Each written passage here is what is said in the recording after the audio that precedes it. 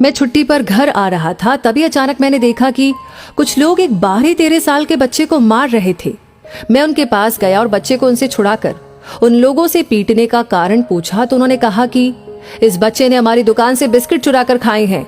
मैंने दुकानदार को बिस्किट का 2 गुना दाम देकर बच्चे को उनसे अलग किया। मैंने बच्चे को पूछा कि तुमने चोरी क्यों की है? तो उसने कहा कि साहब, मैंने चोरी नहीं की, मैं कल से भूखा था और भोजन की तलाश में इधर उधर भटक रहा था कि अचानक मेरी नजर दुकान के पास पड़े बिस्किट के पैकेट पर पड़ी, जिसे कुत्ता खाने की कोशिश कर रहा था। मैं कुत्ते से छीनकर बिस्किट खाने लगा तो इन लोगों ने देखा और मुझे मारने लगे।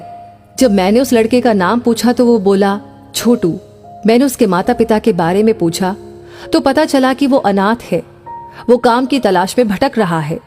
कोई उसके फटे मैले कपड़े देखकर काम पर भी नहीं रखता। लोग उस पर विश्वास ही नहीं कर पाते, सोचते हैं कि कहीं ये चोर निकला और घर को साफ करके ले गया।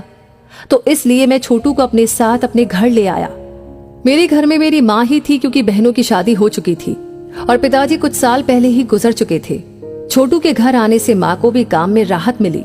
घर का छोटा मोटा काम अब छोटू कर लेता था। मेरी छुट्टियां समाप्त हुई और मैं ड्यूटी पर गया और छोटू को बोलकर गया कि अब वो माँ का ख्याल अच्छे से रखे। मैं वहां से रोज माँ और छोटू से बात कर लेता। एक दिन माँ को अचानक दर्द हुआ तो छोटू ने माँ को नजदीक के एक बड़े हॉस्पिटल में दिखाया और जांच के बाद डॉक्टर ने छोटू से कहा कि इनकी दोनों किडनी खराब हो गई हैं। अब ये तभी जिंदा रह सकती है जब इसे कोई अपनी किडनी दान दे। छोटू ने बिना कुछ सोचे समझे अपनी किडनी माँ को डोनेट करने की सोच ली। छोटू ने डॉक्टर से कहा कि मैं अपनी किडनी माँ को डोनेट करने के लिए तैयार हूँ, पर यह सुनते ही डॉक्टर ने साफ मना कर दिया कि वो अपनी किडनी डोनेट नहीं कर सकता, क्योंकि एक तो उसकी उम्र 18 साल से कम है और उसमें वजन और खून भी ज्यादा नहीं है। लेकिन छोटू डॉक्टर के पैरों में पड़ गया कि कैसे भी करके मेरी एक किडनी माँ के डाल दो, जिससे माँ बच जाए। लेकिन डॉक्टर नहीं माने। छोटू ने डॉक्टर को अपनी पूरी कहानी बताई कि इस दुनिया में मेरा कोई नहीं है। यदि आज माँ मर गई तो मेरे साहब भी मेरी तरह अनाथ हो जाएंगे और मैं उनकी ऐसी हालत कभी भी नहीं देख सकता।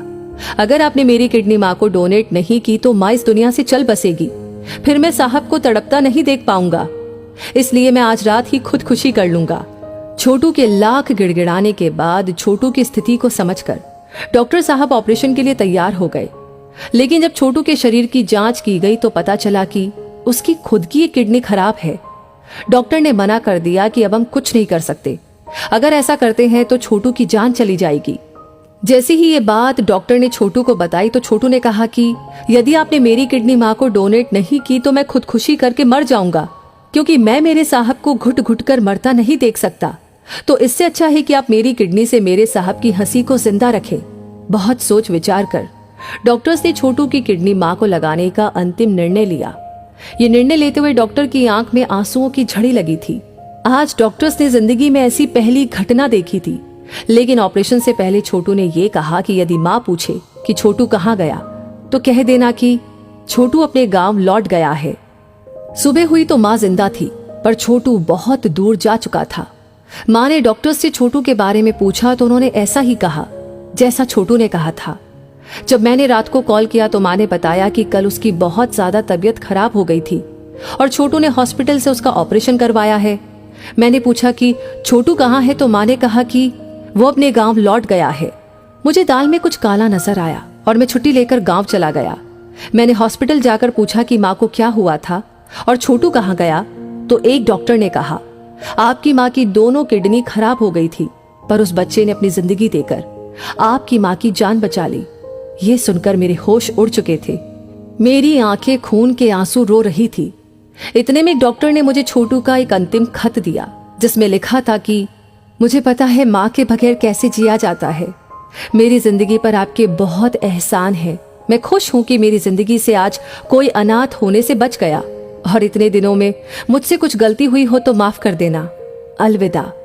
मेरे कपड़े आंसुओं से पूरे भीग चुके थे और मैं सोच रहा था कि उसका नाम ही छोटू था, पर उसका काम तो बहुत बड़ा था। दोस्तों, इस वीडियो से आपको क्या सीख मिलती है? आप क्या महसूस कर रहे हैं? हमें कमेंट बॉक्स में लिख करके अपनी राय जरूर बताएं। लाइक करने के साथ साथ आप इसे शेयर जरूर करें, क्योंकि आपका हर एक लाइक, हर एक शेयर हमें इंस्पायर करता है, हमें प्रेरित करता है ऐसी कहानियों पर काम करने के लिए, उन्हें आप तक पहुंचाने के लिए। साथ ही हमारी हर वीडियो को सबसे पहले पाने के लिए हमारे पेज को फॉलो करना ना भूलें। धन्यवाद।